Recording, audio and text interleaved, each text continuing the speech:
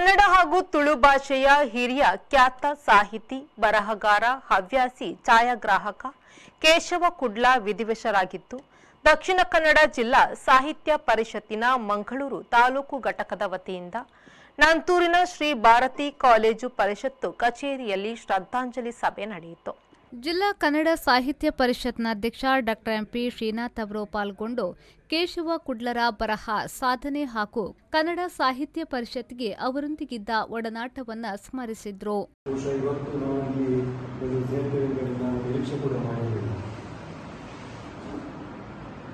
ಕೇಶವ ಕುಡ್ಲ ಅವರನ್ನು ನಾನು ಕಳೆದ 2 ವರ್ಷಗಳಿಂದ ಬಹಳ ಹತ್ತಿರದಿಂದ ಕಂಡವರು. ನಮಗೆ ಡಿಗ್ರಿಯಲ್ಲಿ ನಾವು ಪಾಠ ಮಾಡುವಾಗ ಕೇಶವ ಕುಡ್ಲ ಅವರ ಒಂದು ಕಥೆ ಇತ್ತು, ಹಕ್ಕಿಗೆ ಸಂಬಂಧಪಟ್ಟ ವಿಕೋಚಕ್ಕೆ ಸಂಬಂಧಪಟ್ಟ. ಆಗ ಅಲ್ಲಿ ಒಂದು ಕೊನೆಗೆ ಅವರ ಪರಿಚಯ ಮಾಡುವಾಗ ಅಲ್ಲಿ ಕೇಶವ ಕುಡ್ಲ ಅವರು ಮಂಗಳೂರಿನಲ್ಲಿ ನೆಲೆಸಿರ್ತಾರೆ, ಬೇಲೂರು ಇತ್ತು.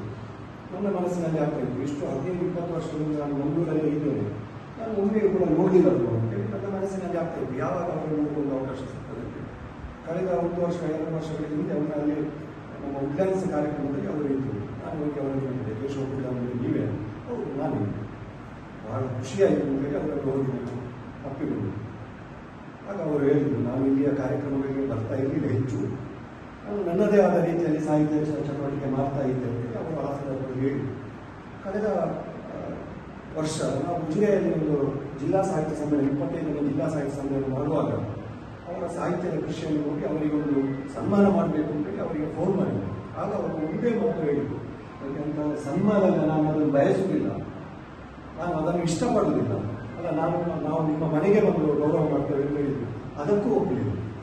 ಅಂದರೆ ಅವರು ಯಾವುದೇ ಒಂದು ಸನ್ಮಾನ ಆಗಲಿ ಪ್ರಚಾರಕ್ಕೆ ಆಗಲಿ ಅವರು ಬಯಸುವವರಲ್ಲ. ಆಮೇಲೆ ನಾನು ಕಳೆದ ಜೂನಿನಲ್ಲಿ ಅವರ ಮನೆಗೆ ನಾವೆಲ್ಲ ಭೇಟಿ ಕೊಟ್ಟೆವು. ಭೇಟಿ ಕೊಟ್ಟಾಗ ಬಹಳ ಸುಮಾರು ಒಂದು 15 ನಿಮಿಷ ಹೋಗಿ ಅವರಲ್ಲಿ ಮಾತಾಡಿ ಬರೋದು ಅಂತ ಹೇಳಿದ್ರು. 1 ಗಂಟೆ ಆದರೂ ಕೂಡ ಅವರು ನಮ್ಮನ್ನು ಬಿಡಲಿಲ್ಲ. ಅವರ ಸಾಹಿತ್ಯದ ಚಟುವಟಿಕೆ, ಅವರ ಫೋಟೋಗ್ರಫಿ ಎಲ್ಲ ಬಂದು ತೋರಿಸಿದ್ರು. ವಿಷಯ ಇಷ್ಟು ದೊಡ್ಡ ಸಾಹಿತಿ ಯಾಕೆ ಇಡೀ ಕರ್ನಾಟಕದಲ್ಲಿ ಅವರ ಹೆಸರು ಪ್ರಚಾರ ಆಗಲಿಲ್ಲ ಅಂತ ನನ್ನ ಮನಸ್ಸಿನಲ್ಲಿ ಆಯಿತು. ಕೇಂದ್ರ ಸಮಿತಿಯ ಸದಸ್ಯರಾದ ಡಾಕ್ಟರ್ ಎಂ ಮಾಧವ ಅವರು ಅವರ ಮೌಲ್ಯಯುತ ಬರಹಗಳನ್ನು ಸ್ಮರಿಸಿ ಪಠ್ಯಪುಸ್ತಕಗಳಲ್ಲಿ ಅವರ ಬರಹಗಳು ಇನ್ನಷ್ಟು ಬರುವಂತೆ ಶ್ರಮಿಸುವ ಅವಶ್ಯಕತೆ ಇದೆ. ಇದರಿಂದ ಶಿಕ್ಷಣ ಕ್ಷೇತ್ರಕ್ಕೆ ಇನ್ನಷ್ಟು ಲಾಭವಾಗಲಿದೆ ಎಂದು ಹೇಳಿದರು. ಕೇಶವ ಕುಡ್ಲರ ನಿಕಟವರ್ತಿ ಕನ್ನಡ ಸಾಹಿತ್ಯ ಪರಿಷತ್ನ ಮಹಿಳಾ ಪದಾಧಿಕಾರಿ ಡಾಕ್ಟರ್ ಮೀನಾಕ್ಷಿ ರಾಮಚಂದ್ರ ಅವರೊಂದಿಗೆ ಸಾಹಿತ್ಯಕ ಹಾಗೂ ಆತ್ಮೀಯ ಒಡನಾಟವನ್ನು ಸ್ಮರಿಸಿ ಅವರ ಅದ್ಭುತ ವ್ಯಕ್ತಿತ್ವದ ಗುಣಗಾನ ಮಾಡಿದ್ರು. ಕೆಲವು ವರ್ಷಗಳಿಂದ ಪತ್ರಿಕೆಗಳಲ್ಲಿ ನೋಡಿದ್ದು, ಎಷ್ಟೋ ಫೋಟೋಗಳನ್ನು ನೋಡಿದ್ದೇನೆ. ಕೇಶವ ಕುಡ್ಲ ಅವರ ಚಿತ್ರಗಳಿರ್ಬೋದು ಅಥವಾ ಬೇರೆ ಬೇರೆ ಸಂದರ್ಭದ ಚಿತ್ರಗಳನ್ನು ನೋಡಿದ್ದೇನೆ, ಮೆಚ್ಚಿಕೊಂಡಿದ್ದೇನೆ. ಅದು ಬಿಟ್ಟು ನಾನು ಬರಹಗಳನ್ನು ತುಂಬ ಹಿಂದೆ ಓದಬೇಕು ಬಿಟ್ಟರೆ ಇಚ್ಛೆಯನ್ನು ನನಗೆ.